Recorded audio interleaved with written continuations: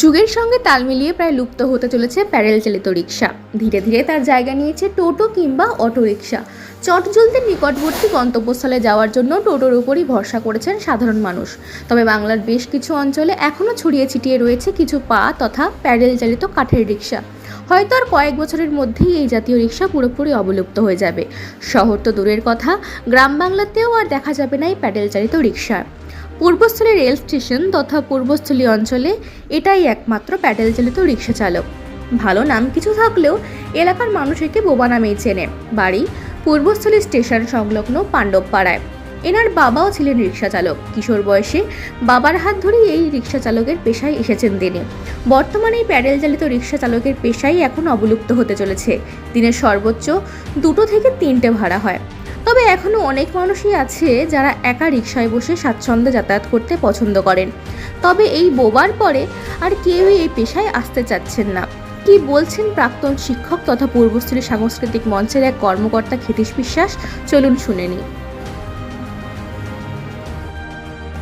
পূর্বস্থলীতে যে রিক্সা শিল্প ছিল, এই যে মানুষকে নিয়ে যেত, এক সময় এখানে 20-25টা রিক্সা ছিল, কিন্তু আস্তে আস্তে যারা রিক্সা চালাতেন, রিক্সা থেকে ভ্যান হয়েছে।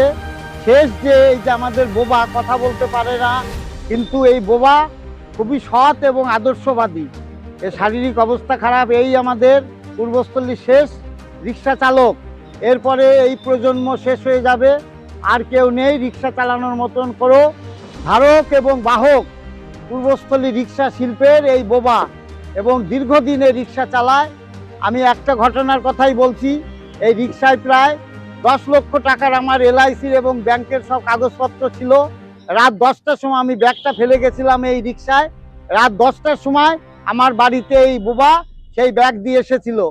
এর কোনো লোভ, লালসা বা আকাঙ্ক্ষা কিছু নেই। এ মানুষের কাছে সাহায্য চায়। কেউ 10 টাকা, 20 টাকা, 50 টাকা দিলে, বা করোনার সময় সবাই সাহায্য করেছে, তার মধ্যে দিয়েই। সব থেকে বড় কথা হচ্ছে অতন্দ্র প্রহরী রাত 11টা 20 পর্যন্ত স্টেশনেও বসে থাকে, এবং যেখানকার বেলগাছি, পূর্বস্থলী, চুপি যেখানকার ভাড়া পায়, এবং সেই সব প্যাসেঞ্জারদের ও তাদের বাড়িতে পৌঁছে দেয়। খুবই বিশ্বস্ত এবং মানে কি বলবো, নির্ভরশীল রিক্সা চালক। আর রিক্সা পূর্বস্থলীতে নেই। এর কাকা গহর আমাদের স্কুলে নিয়ে যেত 40 বছর আগে। এর কাকা গহর আমাদের স্কুলে নিয়ে যেত, নজরুল বাবুকে, আমাকে, কল্যাণ বাবুকে, জয়নয়ন বাবুকে গহরদা নিয়ে যেত। আর এর শেষ প্রজন্ম হচ্ছে বোবা। পূর্বস্থলী রিক্সার বোবার চলে যাওয়ার পরে এই প্রজন্ম শেষ হয়ে যাবে। এখন রিক্সা থেকে রূপান্তর হয়েছিল ভ্যান, ভ্যানের থেকে রূপান্তর হয়েছে টোটো এবং অটো। এটাই শেষ প্রজন্ম রিক্সার।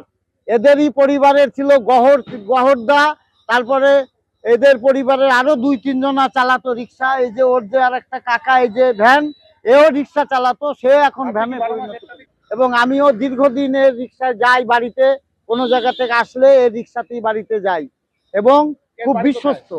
এর বাড়ি পাণ্ডবপাড়া।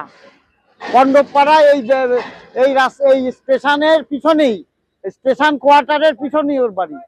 আমি শ্রী ক্ষিতীশচন্দ্র বিশ্বাস, পূর্বস্থলী সাংস্কৃতিক মঞ্চের সহসভাপতি।